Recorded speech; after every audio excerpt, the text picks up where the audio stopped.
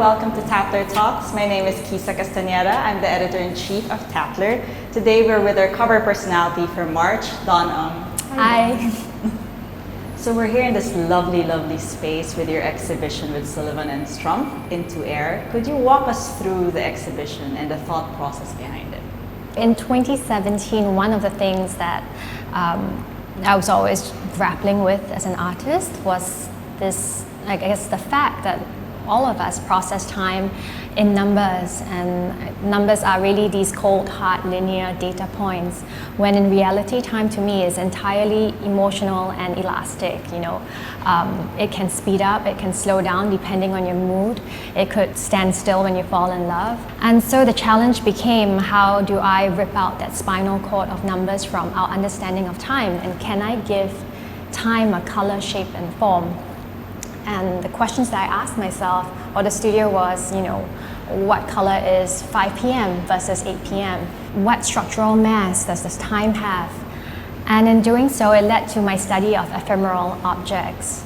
And I found that ice is the most fascinating material of all, simply because it cannot last. And once you take it out of its sub-zero environment, in Singapore, it starts to go away immediately. 10 seconds or something. Yes, it's gone. Gone. And if you think about from the moment you're born, you begin to die, then I've always felt that ice yields to that law of nature in the most acute, condensed splendor. So, then became that 3-year journey of freezing pigments layer by layer, week after week inside an industrial freezer.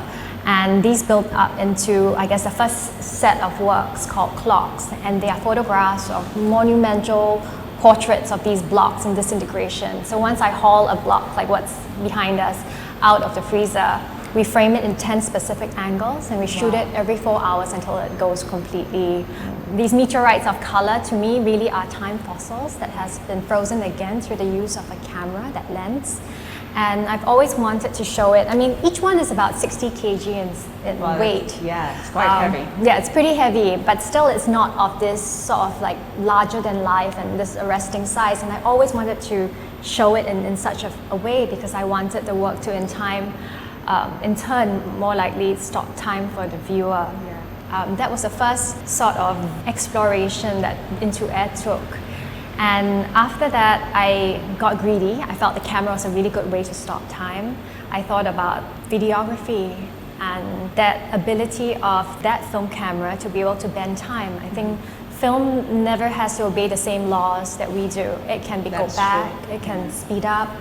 And then that became all the time-lapse films that have been shot during this series.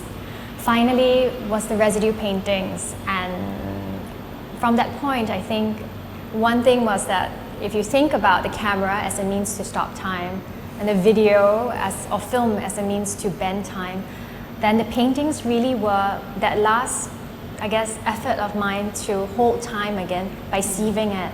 So what happens in this room is, like, if you look at this block, after its complete collapse, I collect all the pigment and I pour it out into a 2-meter vat in the studio, after which I lay a thick sheet of cotton paper over, blanketing it.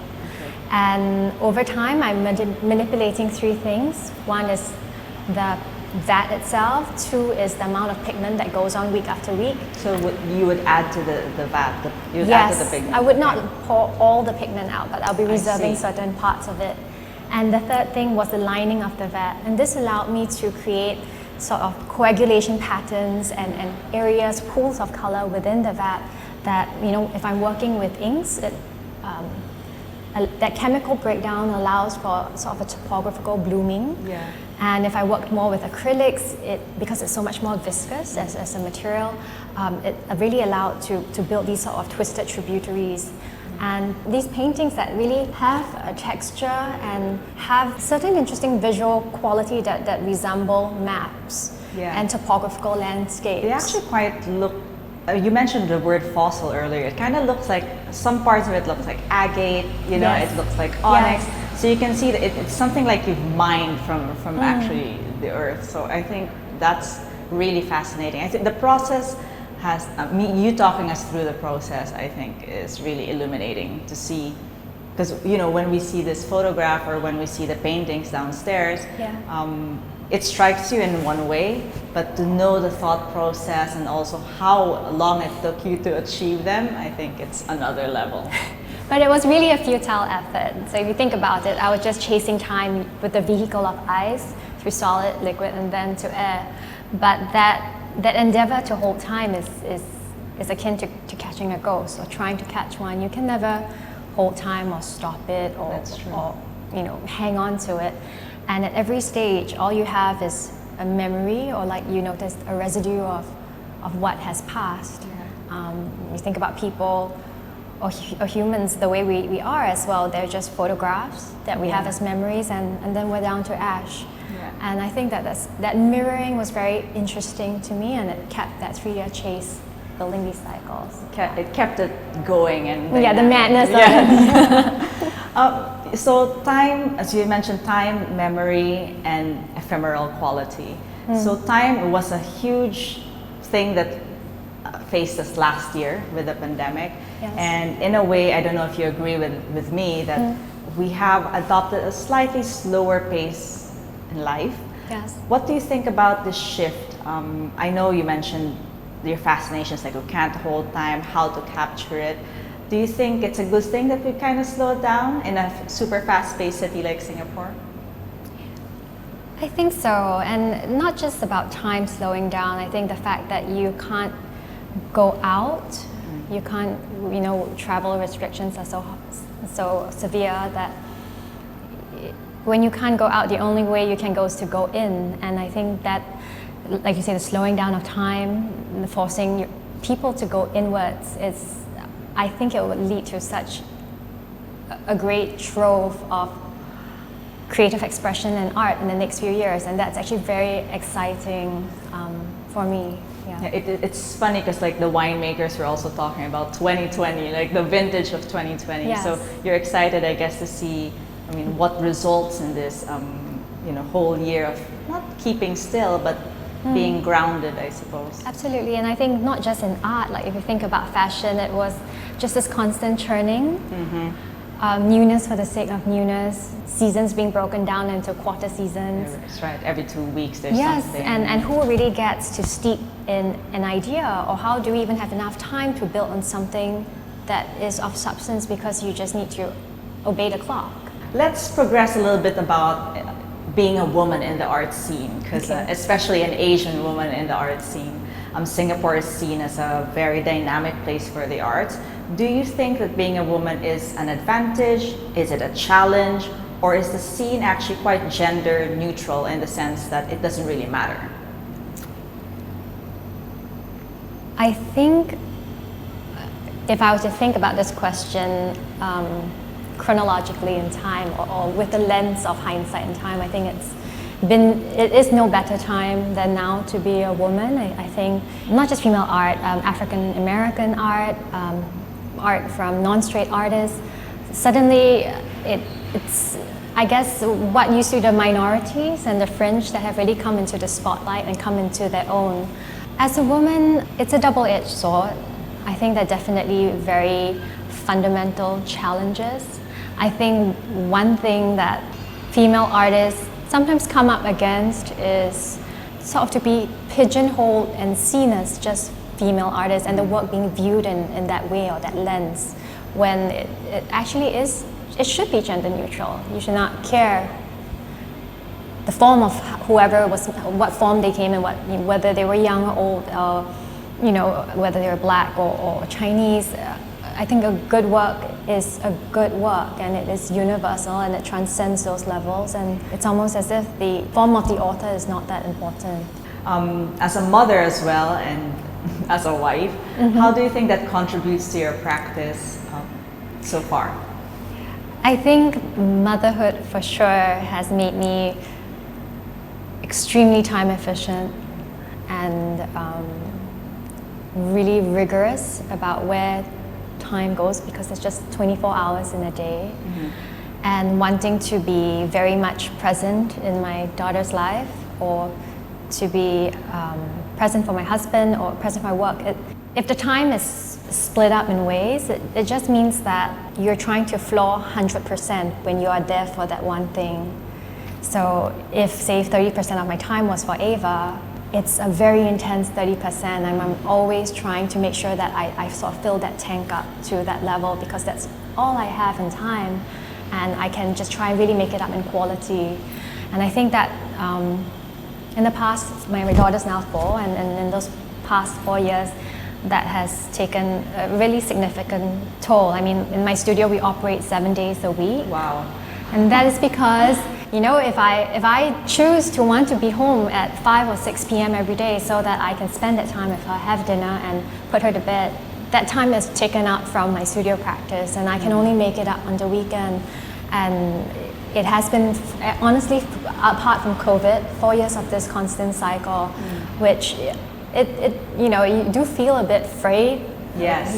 Your ends are fraying, but again, I'm doing something that I love so much, and it does not feel like work. It feels that it's a calling and a responsibility, and you just show up. Okay, finally, pursuing a creative education, I think, is still quite bold in Asia. I mean, there is a cliche that most Asian parents would want their kids to become lawyers or doctors or bankers.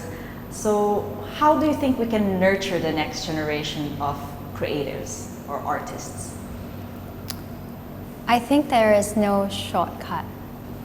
In all honesty, I think it takes a changing of tide that will come when you and I are parents, when the generation younger than us as well come up. It's a mindset that it's not just with education or sort of, you know, cultural showcasing that you know, it's great to be a creative community culture, blah blah blah.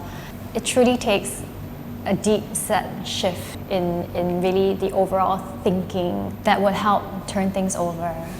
Yeah. I mean, we're lucky here in Singapore because the government obviously prioritizes design, prioritizes creativity. At the same time, STEM education is also very important for them. So as you mentioned, I think it has to come down to people. So, I mean, just a good example is that, you know, 8 years ago in my studio, whenever I hire assistants, even if they were LaSalle art students, they're hoping that their trajectory somehow they could be in fashion or they could be in advertising. But now today, like when I look at the assistants in my studio, they want to be artists. They have that kind of modeling. That it's okay to say that that's what you want, and no one's gonna, you know, that no one's gonna think it's indulgent and ridiculous. And I think that's something that very much for my generation it was.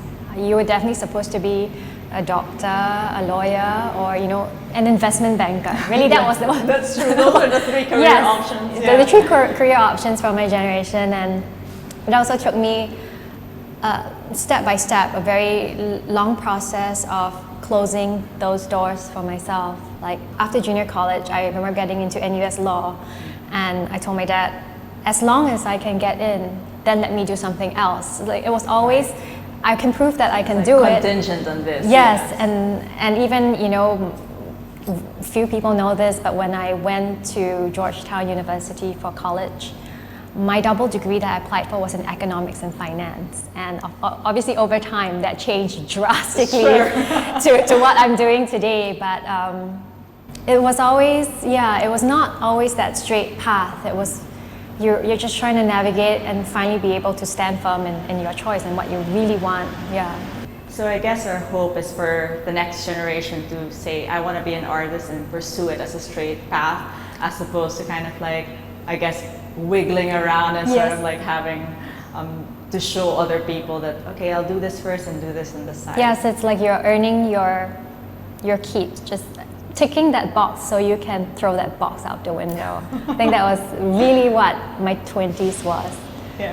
I guess seeing you as an artist, like having that representation in the industry is really important. So a lot of people talk about Asians in Hollywood. So having a female artist in Singapore to look up to and be inspired by is really a beacon of hope for the next generation of artists. So thank you so much, Dawn, for your time. Thank you. And thank you for gracing the cover of Tatler. Oh, pleasure. Thanks. Thanks, everyone.